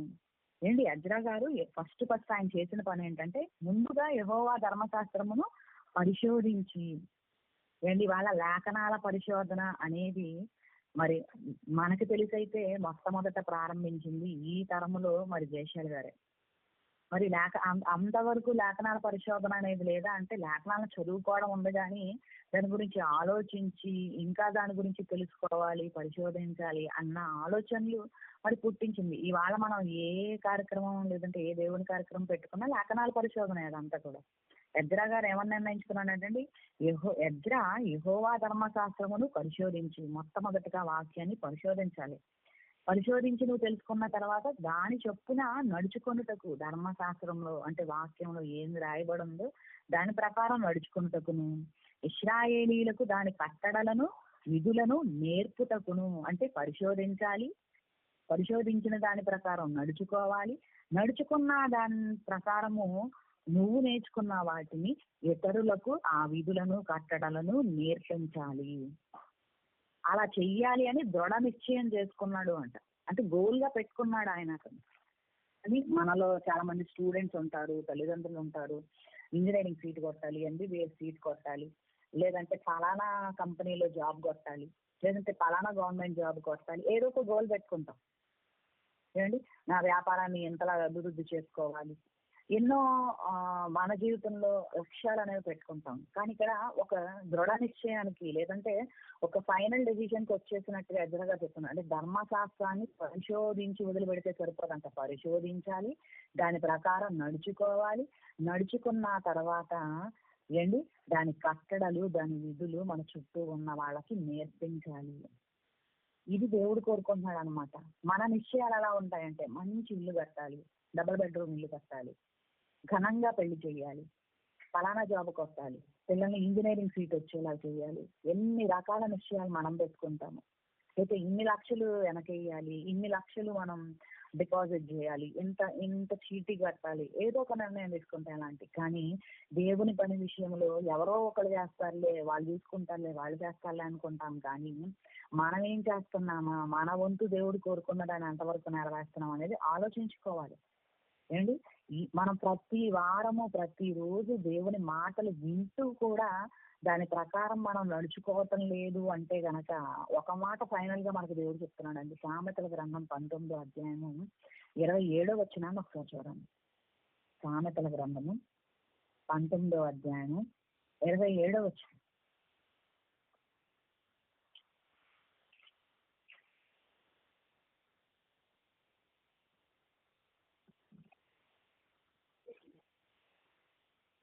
ఈ మాటను చదువుకుంటే ఇక్కడ, నా కుమారుడా, తెలివి పుట్టించు మాటలను నీవు మేరగోరితివా, ఉపదేశము వినుట ఇక మానుకొనుము. తెలివి పుట్టించే మాటలు. తెలివి పుట్టించే మాటలు అంటే ఏంటి అంటే దేవుని మాటలే, వాక్యం తప్ప ఇంకేమీ లేదు. ఈ లోకంలో తెలివి పుట్టించే మాటలు అంటే ఏం లేదు. ఎందుకంటే ఈ లోక జ్ఞానము తెలివి పుట్టించదంట, వెర్రిని కలగజేస్తుందని చెప్తున్నారు. ఈ లోక జ్ఞానాన్ని అనేది మనకు తెలివి పుట్టించే మాటలు కాదు, వెర్రి పుట్టించే మాటలు. ఇంకా సంపాదించు, ఇంకా సంపాదించు, అది చేయి, ఇది చేయి అని మరి దేవునిలో మనిషిలో ఉండవలసిన దైవ లక్షణాలను చంపేసే జ్ఞానం అది. కానీ ఇక్కడ ఏమంటున్నాడంటే, నా కుమారుడా, తెలివి పుట్టించే మాటలు, దేవుని మాటలు నేరగోరితివా. అంటే ఎన్ని మాటలు వింటున్నావు కానీ వాటిని పాటించకుండా ఉంటున్నావా, అప్పుడు ఏం చేయమంటున్నాడు తెలుసా? ఉపదేశము వినుట ఇక మానుకో. అంటే నేను ప్రతి వారం వింటున్నాను, గంట సేపు వాక్యం విన్నాను, ప్రతిరోజు నేను లైవ్ చూస్తాను, ప్రతి కూడికకి నేను వచ్చి వాక్యాన్ని వింటున్నాను అని అనుకుంటున్నాం మనం. కానీ నువ్వు అసలు వినేది ఎందుకు? మనం దేవుని వాక్యాన్ని ఎందుకు వింటున్నాము అంటే దాన్ని పాటించటానికి, దాని ప్రకారం అనుసరించటానికి. నువ్వు అలా పాటించినప్పుడు, దేవుని మాటలు మేరగోరినప్పుడు, అంటే దాన్ని పాటించకుండా నువ్వు ముందుకు వెళ్ళినప్పుడు ఇంకా ఉపదేశం వింటాం మానుకోమని చెప్తున్నాడండి. ఇంకా మేము పాటించట్లేదు కాబట్టి మేము దేవుని వాక్యం వింటాం మానేస్తాము అని అంటారా అంటే, వినటం వల్ల మాత్రమే నీకు విశ్వాసం వస్తుంది, అడుగులు తీసుకోమని చెప్తున్నాడు. క్రీస్తు గురించిన మాటను వింటేనే నీకు విశ్వాసం వస్తుంది అన్న మాట కూడా చెప్తున్నాడు. ఇవాళ ఎల్కేజీ నర్సరీ నుంచి స్టార్ట్ చేస్తామండి. ఇంచుమించు 22-23 సంవత్సరాలు పడుతుంది ఏదైనా ఒక డిగ్రీని లోకంలో సంపాదించాలంటే. ఈ మధ్యకాలంలో ఎంత సమయాన్ని కేటాయిస్తున్నాము లోక జ్ఞానాన్ని నేర్చుకోవటానికి, ఎన్ని లక్షలు కేటాయిస్తున్నాము, ఎన్ని ట్యూషన్లు, ఎన్ని కోచింగ్లు, ఎంత ఖర్చు పెట్టి ఈ లోక జ్ఞానాన్ని సంపాదించుకున్నట్టు దేవుడు ఏమన్నాడంటే, ఈ లోక జ్ఞానాన్ని వెర్రిని. మరి వెర్రిని సంపాదించుకోవడానికి నీకు ఇన్ని సంవత్సరాలు పడితే, వెర్రిని సంపాదించుకోవడానికి ఇన్ని లక్షలు నీకు ఖర్చు అయితే, మరి దేవుని జ్ఞానాన్ని వాళ్ళ సంపాదించుకోవాలి అంటే ఎంత ఖర్చు పెట్టాలి, ఎంత సమయాన్ని కేటాయించాలి? ఒక మనిషి యొక్క యవ్వన దశకి చేరేటప్పటికి ఇవాళ లోకంలో ఏదో ఒక డిగ్రీని సంపాదించుకుంటున్నారు, ఏదో ఒక కోర్సు కంప్లీట్ చేసుకుంటున్నారు. మరి లోకంలో ఉన్న మాటలని సంపాదించుకోవటానికి ఎంత కష్టపడుతుంటే, తల్లిదండ్రులు ఎంత కష్టపడి వాళ్ళ పిల్లల్ని లోక జ్ఞానం నేర్పించడానికి కష్టపడుతుంటే, దైవ జ్ఞానాన్ని ఆదివారం ఒకసారి గంట వింటేనో, లేదంటే సండే స్కూల్ ఒకసారి పంపితేనో, లేదంటే ఇది పొద్దున్న ఒకసారి, మధ్యాహ్నం ఒకసారి, సాయంత్రం ఒకసారి వాక్యాన్ని అలా చూసి చూడనట్టుగా వదిలేస్తేనే సరిపోతుంది అంటే, నువ్వు ఆచరించినప్పుడు వినటం మానే అని చెప్తున్నాడండి దేవుడు. ఎన్ని వాక్యాలు విన్నావు కాదు, విన్న వాక్యాలు ఎన్ని అనుసరిస్తున్నాం. చిన్నప్పటి నుంచి మనకి ఎన్నో తెలుసు. ముఖ్యంగా ధర్మశాస్త్రంలో ఉన్న ఆజ్ఞలు, ముఖ్యమైన ఆజ్ఞలు తెలుసు. అబద్ధం ఆడకూడదు. చిన్నప్పటి నుంచి చదువుతున్నాం. మానేయగలుగుతున్నామా? మానట్లేదు. అబద్ధం ఆడొద్దని అందరూ చెప్పగలుగుతాం, కానీ అబద్ధం ఆడకుండా ఉండటం కావాలి దేవుడికి. నీ సహోదరుని ప్రేమించాలని మనం అందరూ చెప్పగలుగుతున్నాం కాదు, మనం ప్రేమించగలిగి ఉండే వాళ్ళగా మారాలని దేవుడు కోరుకుంటున్నాడు. అందుకే అన్నాడు, నువ్వు అనుసరించకపోతే నువ్వు మీరేటట్టయితే కాబట్టి వినటం మానే అని చెప్తున్నాడు అండి. యేసుక్రీస్తు వారు కూడా అదే అంటున్నాడు చూడండి, యోహాను సువార్త 15వ అధ్యాయం 22వ వచనం. అన్న ఇంకా టైం ఉందా అన్న? ఒక 10 నిమిషాలు. యోహాను సువార్త 15వ అధ్యాయం 22వ వచనం ఒకసారి చూద్దాం. యేసుక్రీస్తు స్వయంగా అంటున్నారండి, నేను వచ్చి వారికి బోధింపకుండిన ఎడల వారికి పాపము లేకపోవును, ఇప్పుడైతే వారి పాపమునకు మిషలేదు. నేను వచ్చి వాక్యాన్ని మీకు చెప్పకపోతే మీకు ఎటువంటి పాపం అనేది లేకుండా అయిపోతుంది. ఇప్పుడు నేను అన్ని మీకు బోధించేశాను కాబట్టి ఇప్పుడు మీకు వంక లేదు, మిషలేదు అంటే వంక అనమాట. మీ పాపానికి వంక లేదు అని చెప్తున్నాడు. అంటే మీరు అన్ని విన్న తర్వాత ఇంకా మళ్ళీ దాని వైపు వెళ్ళకూడదు. మాకు తెలియదు అందుకే మేము తిన్నాము అని చెప్పడానికి లేదు. ఎందుకంటే దేవుడు పర్టికులర్ గా చెప్పాడు పండు తినొద్దు అని. అది పండు తినొద్దు అని దేవుడు చెప్పకుండానే వీళ్ళు తిన్నారనుకోండి, వాళ్ళకి పాపం లేకుండా ఉండేది. అలాగే ఈ రోజు యేసుక్రీస్తు వారు ఒక మనిషి ఎలా ఉండాలి, దేవుడి కోసం ఎలా బ్రతకాలి అని తండ్రి గురించి చెప్పాల్సిన అన్ని విషయాలు బోధించేశాడు కాబట్టి మనకి ఇంకా పాపానికి వంక లేదు అని చెప్తున్నాడు. అంటే బోధించినంత వరకు మనం ఏ పని చేసినా పాపం కాదు, కానీ ఏదైనా సరే బోధించిన తర్వాత మాత్రం ఏ వంక పెట్టడానికి లేదని యేసుక్రీస్తు వారు చెప్తున్నారండి. అంటే కేవలము వింటూ వెళ్ళిపోతే గనక పాటించకుండా మనకి పాపం అనేది పెరిగిపోతుందని చెప్తున్నాడు. వింటున్నాం కాబట్టి పాపం పెరిగిపోతున్నట్టు నేను మానేస్తాను అంటే అది కూడా కదదు. ఎందుకంటే వెనకపోవడం కూడా పాపమే అంటున్నాడు. దేవుడి మాట నువ్వు వినకపోతే, వాక్యానికి అవిధేయులైతే అది కూడా పాపమే అని చెప్తున్నాడు. మరి ఎలాగా అంటే ఏమన్నాడు, మీరు వినువారు మాత్రమై ఉండి మిమ్మల్ని మీరు మోసపరుచుకోకండి. మరి ఏం చేయాలి విన్న తర్వాత అంటే, ఇదిగో వాక్య ప్రకారము ప్రవర్తించేవాడిగా మారాలి అంటున్నాడు. ప్రతి దినము వింటున్న మాటల్లో ఒక మాటనైనా దేవుడి కోసం పాటించే వాళ్ళుగా మనం మారాలని దేవుడు కోరుకుంటున్నాడు. మనం ఎన్ని మీటింగ్స్కి వెళ్ళాము, ఎన్ని పాఠాలు రాసేసుకున్నాము, ఇవన్నీ కంటే కూడా మన ప్రవర్తన దేవుడు చూస్తున్నాడు. విన్న వాక్యం ప్రకారము ప్రవర్తిస్తున్నామా లేదా, ప్రవర్తించే మనము మన చుట్టూ ఉన్న వాళ్ళకి ఆ వాక్యాన్ని నేర్పించగలుగుతున్నామా లేదా, ఇదే మనల్ని దేవుడు కోరుకుంటున్నాడు. ఎందుకంటే ఏం కోరుకోవట్లేదు, మనకు ఉన్నవన్నీ తెచ్చిపెట్టేమని దేవుడు చెప్పలేదు. అలా ఇవ్వమంటున్నాడు అంటే అర్థం ఏంటంటే, అది నీ దగ్గర ఉన్నంతసేపు నీ మనసు దాని మీదే ఉంటుంది. అది నువ్వు తీసుకొచ్చి దేవుడి సన్నిధానంలో పెట్టేస్తే నీ మనసు దేవుడి సన్నిధానంలో ఉంటుందన్న ఆయన ఉద్దేశం. మరి ఈ రోజున బంగారం ఉంటుంది, కార్లు ఉంటాయి, సంపాదించుకున్న ఆస్తులన్నీ కూడా ఉంటాయి, కానీ భూమి మీద మనమే ఉండం. భూమి మీద మనమే ఉండలేని పరిస్థితి, మన జీవితాలే ముగిసిపోయే పరిస్థితి. అవన్నీ భూమి ఉన్నంత కాలం భూమి మీదే ఉంటాయి ఎవరో ఒకళ్ళ దగ్గర. కానీ వాటిని సంపాదించిన వాడు మాత్రం ఎల్లకాలం వాటితో ఉండడు. మరి నువ్వు ఉండనప్పుడు ఎందుకు ఈ సంపాదన కోసం అది సంపాదించాలి, ఇది వెనకేసుకోవాలని వాళ్ళు మనం పరుగులు పెడుతున్నాము, దేవుని వాక్యాన్ని విడిచిపెట్టి మరి పరుగులు పెడుతున్నాము అనేది ప్రతి ఒక్కళ్ళు ఆలోచించుకోవాలి. అందుకే వేల కొలది వెండి బంగారు నాణేల కంటే మనిషికి మేలు కలిగించేది ఏంటంటే వాక్యం అన్న విషయాన్నే చెప్తున్నాడు అనమాట. అందుకే మీరు వినువారు మాత్రంగా ఉండకండి. కేవలం ఈ లోకంలో ఏదో వస్తుందని మీరు క్రీస్తుని నమ్ముకుంటే కనుక మనుషులందరికంటే దౌర్భాగ్యులు అంటున్నారు. ఎంత విలువైన వాక్యాన్ని వినటానికి వచ్చినప్పుడు ఎంత కాన్సన్ట్రేషన్ పెట్టాలి, ఎంత జాగ్రత్తగా వినాలి. అనాలోచనగా, అనాసక్తిగా వాక్యం దగ్గరికి రాకూడదు. వాక్యం దగ్గరికి వచ్చిన తర్వాత అప్పుడప్పుడు ప్రకటిస్తూ ఉంటారు, సెల్ ఫోన్స్ మీరు ఫ్లైట్ మోడ్ లో పెట్టండి, సైలెంట్ లో పెట్టండి, స్విచ్ ఆఫ్ చేయండి పెడతారు. ఎందుకంటే వాక్యం వినేటప్పుడు నీకు అన్ని డిస్టర్బెన్స్లు వస్తూ ఉంటాయి. అప్పుడే ఫోన్ కాల్స్ వస్తాయి, అప్పుడే ఇంట్లో పనులు పడతాయి, అప్పుడే నీకు అనారోగ్య పరిస్థితులు వస్తాయి. ఎందుకంటే నువ్వు వాక్యం వింటే ఆ వాక్యం నీ హృదయంలోకి వెళ్తే నువ్వు ఎక్కడ దేవుని వైపు మరలిపోతావు అని అపవాది నీకు ఎప్పుడు ఏదో ఒకటి పెడుతూనే ఉంటది అండి. మరి ఇవాళ ఈ లోకంలో అన్ని కావాలనుకుంటున్న మనము అన్ని లోకంలో ఉంటాయి, కానీ మనం ఉండే పరిస్థితులు లేవు. మరి మనం వెళ్ళిపోయే లోపు మరి యజ్ఞాగారులాగా ఒక దృఢ నిశ్చయం చేసుకునే వాళ్ళలాగా ఉండాలి. గొప్ప గొప్ప ప్రవక్తలు కానీ భక్తులు కానీ ఎవరినన్నా మనం పాత నిబంధనలు కానీ కొత్త నిబంధనలు కానీ ఎవరినన్నా చూడండి, వాళ్ళు ఏం సంపాదించుకున్నారు ఈ లోకంలో అంటే ఆల్రెడీ ఉన్నాయి కూడా విడిచిపెట్టి వాక్యం దగ్గరికి వచ్చిన వాళ్ళుగా కనబడతారు మనకి. అవన్నీ ఉంటాయండి, అది అదే వాక్యం ఇది ఇదే అని అనుకోవడానికి లేదు. ఎందుకంటే నీ దేవునికి సిరికి రెండిటికి కూడా మరి దాసుడిగా ఉండనేమో అని దేవుడు రాయించేశాడు. ఉంటే మన జీవితంలో దేవుడు ఉండాలి, లేదంటే ఈ లోక సంబంధమైన సంపదలు ఉండాలి. నాకు దేవుడు ఇష్టమే, రెండు ఇష్టమే అని చెప్పడానికి లేదు అని ఆయనే చెప్తున్నట్టుగా కనబడుతుంది. కాబట్టి వాళ్ళ వాక్యాన్ని నేర్చుకుంటున్నాం మనం.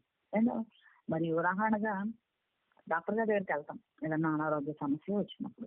అప్పుడు డాక్టర్ గారిని బాబు పలానా నీకు ఈ టాబ్లెట్స్ రాస్తున్నాను, పొద్దున్న ఒకటి, మధ్యాహ్నం ఒకటి, సాయంత్రం ఒకటి తిన్నా చేసుకో, పరగడుపు నేర్చుకో, ఇట్లా మాకు కొన్ని ఇన్స్ట్రక్షన్స్ ఇచ్చేసి పంపిస్తారు. ఇప్పుడు మందులు తెచ్చుకున్నాం, టెస్టులు చేయించుకున్నాం, డబ్బులు ఖర్చు పెట్టారు, తెచ్చుకున్న మందుల్ని తలకని పెట్టుకుని పడుకున్నాం అనుకోండి, ఏమన్నా ఉపయోగం ఉంటుందా? మనలో ఉన్న ఆ లోపము లేదంటే ఆ రోగం అనేది పోతుందా అంటే పోదు. ఎప్పుడు పోతుంది?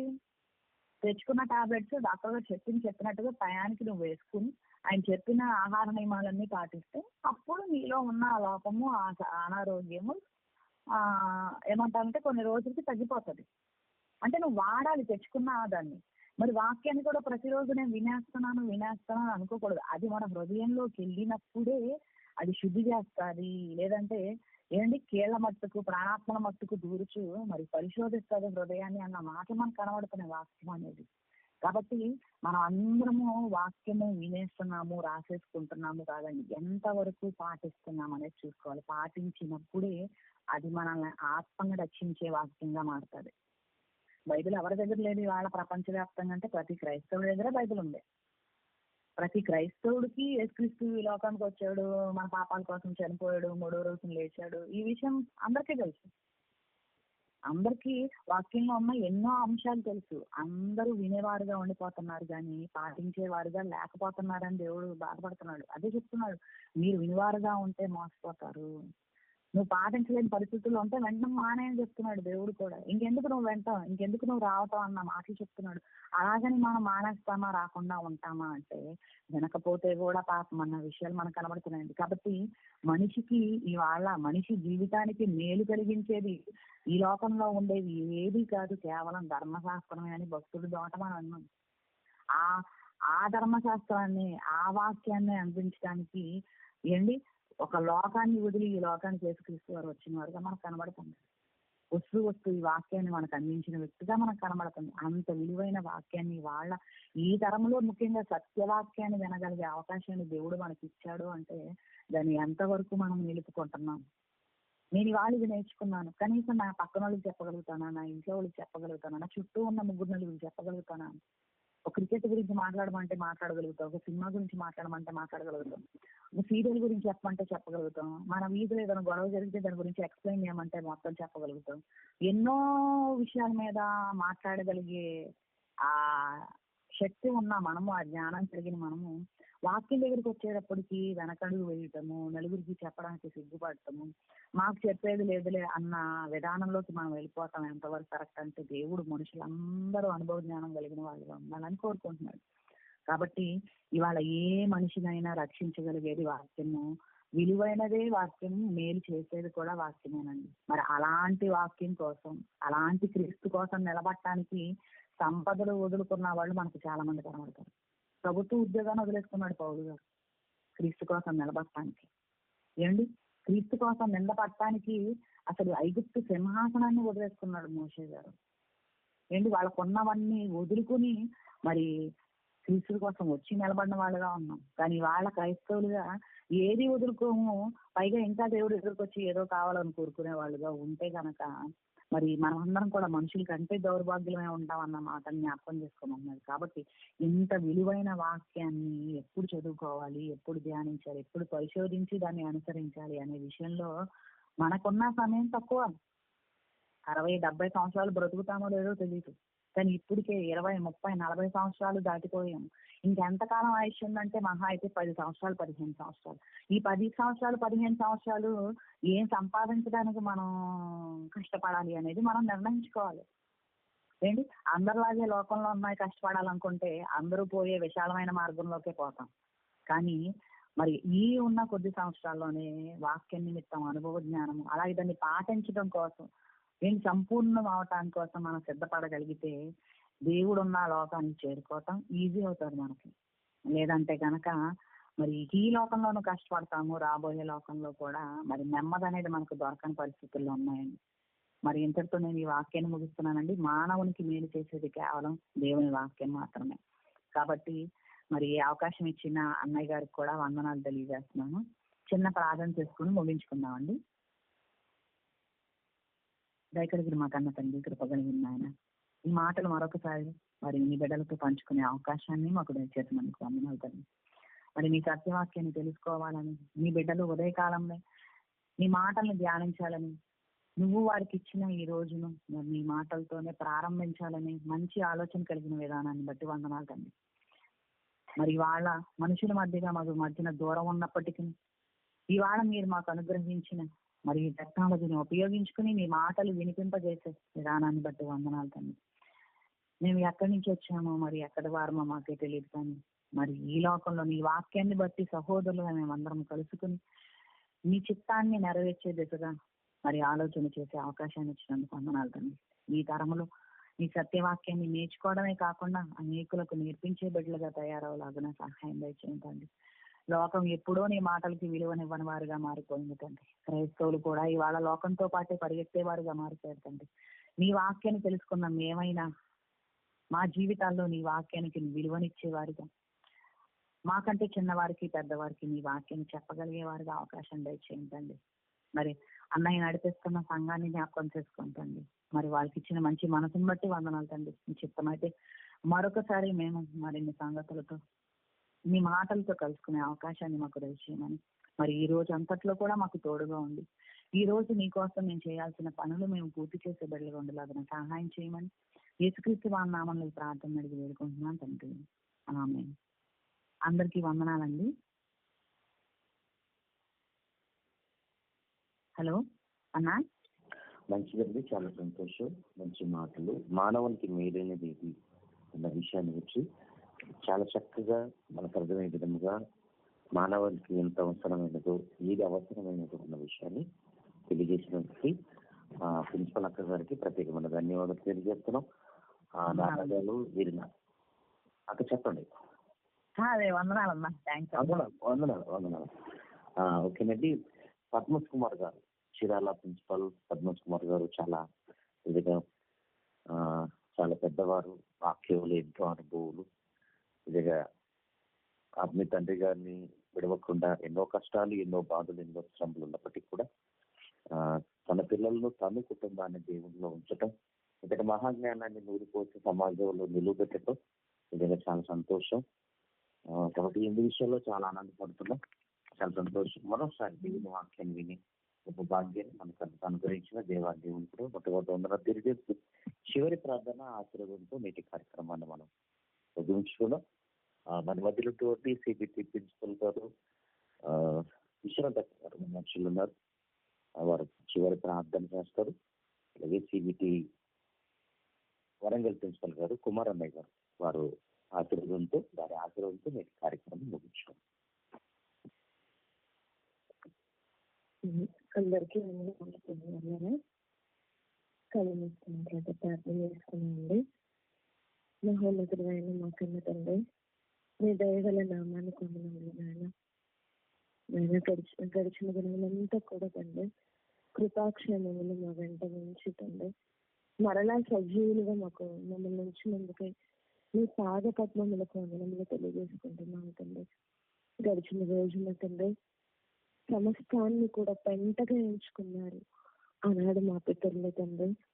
అలాంటి ఉన్నతమైన మాటలు విన్న మమ్మల్ని మరలా మేలు కొలపడానికి తండ్రి, ఏది మేలుకరమని మరలా మీ మాటల చేత మమ్మల్ని హెచ్చరించడానికి తండ్రి నేటి దినాన్న తండ్రి మరి అక్క ద్వారా ఇంత మంచి మాటలను మాకు వినిపించినందుకే మీకే కృతజ్ఞతాస్తుతులు చెల్లిస్తున్నాము తండ్రి. నిజమే నాయన, వాక్యం ఉన్నట్టుగానే ఉంటూ మమ్మల్ని మేము ఒకవేళ మోసపుచ్చుకుంటున్నామేమో తండ్రి, వాక్యం చేత హెచ్చరించినందుకై మీకు వందనములు తెలియజేసుకుంటుందేవా. ఏమి జరిగినప్పటికీ ఈ భూమి మీద మీరిచ్చిన ఆయుష్ కాలాన్ని సంపూర్తిగా నెరవేర్చే వరకు కూడా మీ మాటల చేత ఏది మేలుకరం అన్నది యావత్తు సమాజానికి చేరవేయడానికి తన పెందలకడనే మా అందరినీ మేలు కొలిపినందుకే మీకు వందనములు తెలియజేసుకుంటున్నాము తండ్రి.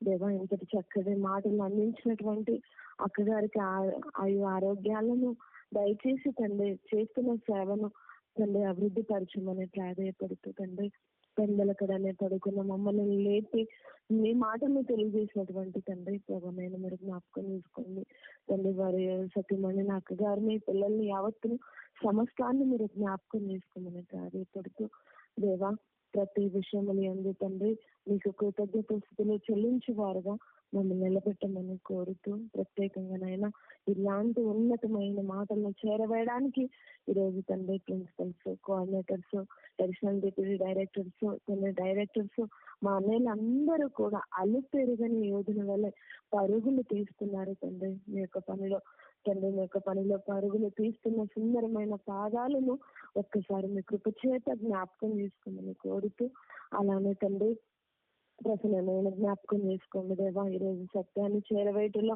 తండ్రి ఈరోజు నడుము బిగించి వీరుడు వల్ల నిలబడిన అనే విషయంలో తండ్రి ప్రార్థిస్తున్నాం తండ్రి. ఈరోజు మతోన్మాదులు తండ్రి కుట్ర పన్ని ఎన్నో విధాలుగా తండ్రి ఒడిదొడుకులను ఎదురోజు వారి యొక్క అన్ని విషయాలలో తండ్రి మరి అభ్యంతర పరుస్తూ ప్రతి మాటను వక్రీకరిస్తూ తండ్రి ఈరోజు యావత్తు సమాజాన్ని గలిబిలి చేస్తున్న ఈ తరుణంలో తండ్రి సత్యాన్ని చేరవేయటంలో మా అన్నయ్య చేస్తున్న ప్రయాసాన్ని బట్టి మీకు వందనములు తెలియజేసుకుంటూ తండ్రి అన్నయ్యకు ఆరోగ్యాన్ని ఆయుష్కాలాన్ని పొడిగించమని ప్రాధేయపడుతూ తండ్రి మతోన్మాదుల గుండెల్లో నిద్రపోయే ఒక సింహములా అన్నయ్యను నిలబెట్టమని ప్రాధేయపడుతున్నాను తండ్రి ప్రత్యేకంగా. అలానే ఈ రోజు తండ్రి 25 ప్రయాసను మాకు నూరి పోసిన మా ఆత్మీయ తండ్రి గారిని మీరు జ్ఞాపకం చేసుకుని వృద్ధాప్య దశలో కూడా సింహ గర్జన చేస్తూ తండ్రి ఈరోజు ప్రతి ఒక్కరికి వాక్యం చేత తండ్రి బుద్ధి చెప్తున్న తండ్రి గారిని మీరు జ్ఞాపకం చేసుకోండి తండ్రి.